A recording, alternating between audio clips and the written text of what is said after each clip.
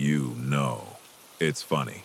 The world keeps telling you to get out more, but no one ever asks why home feels so good to you. Maybe the real question isn't, why do you stay in? Maybe it's, why does the world exhaust you so much? Welcome back to The Silent Psychologist, where we talk about the things people feel deeply, but rarely say out loud. Carl Jung once said, solitude is not the absence of energy, but the presence of peace. And honestly, that one sentence explains more about homebodies than most people ever will. There's a special kind of quiet that only exists when you're home. Not the empty kind, but the kind that feels like safety. It's that moment when you hear the soft hum of the fridge, the slow ticking of a clock, and for once, no one needs anything from you. It's not loneliness, it's relief, it's peace. But here's the problem. Most people don't get that at all. They look at someone who enjoys staying home and instantly think, antisocial, it's boring or lazy. But what they don't realize is simple. For some people, home isn't a retreat from life. It's the only place where their nervous system finally stops fighting. Because out there, in the noise, the pressure, the comparison, they lose pieces of themselves. At home, they put themselves back together. Maybe it started years ago. School corridors, crowded buses, loud classrooms, places where people spoke over you, judged you, or drained you without meaning to. So you built an inner world instead. A softer one, quieter, kinder. That's how home stopped being just a place and became a sanctuary. Psychologists say homebodies often have what's called high sensory sensitivity. Their brains feel the world more intensely. Bright lights, loud conversations, too much stimulation. It hits deeper than people think. So when a homebody steps inside their room, closes the door, and exhales, that's not avoiding life. That's balancing the nervous system. That's the mind saying, finally, I can rest. And here's the deeper part. Home is the only place where the mask comes off. Out there, you're the social version of yourself, smiling when expected, talking on cue, performing without even realizing it. But the moment you walk through your own door, you return to yourself.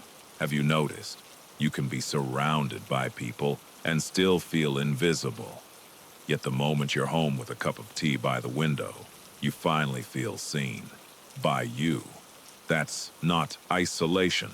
That's intimacy with your own soul. But society glorifies noise.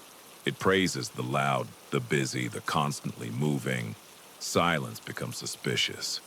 Stillness becomes lazy. And yet, some of the wisest people you'll ever meet are the ones who enjoy their own company. They're not running from the world. They're preparing for it. Studies even show people who spend intentional time alone often score higher in emotional intelligence and creativity.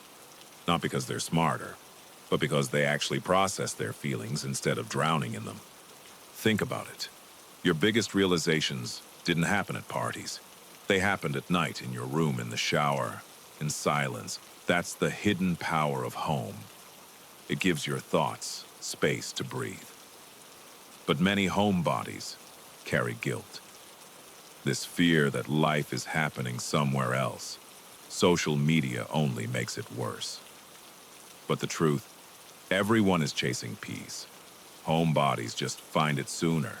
Scientists call the home a low-threat environment. Your cortisol drops, your guard softens, your emotions finally rise to the surface. That moment you walk in and feel the weight slide off, that's not laziness, that's emotional decompression. And here's what most people don't know. Homebodies aren't antisocial, they're intentional. They don't spend energy on surface-level connections. They crave depth, the kind of bond where silence isn't awkward and presence is enough. They love slowly, deeply, quietly, and sincerely. Some people stay home not because they're peaceful, but because they're exhausted. Exhausted from performing, exhausted from pretending, exhausted from being misunderstood. Home becomes the only place where breathing feels natural again. Because some people are wired for stimulation, others for introspection. Neither is wrong. It's just two different rhythms of being human. But in a world obsessed with noise, quiet souls often feel different. Not broken, just tuned to a calmer frequency. And the world needs both. Those who chase life, and those who understand it. Home is where wisdom grows in the quiet, where authenticity returns, where life finally slows down enough to feel real.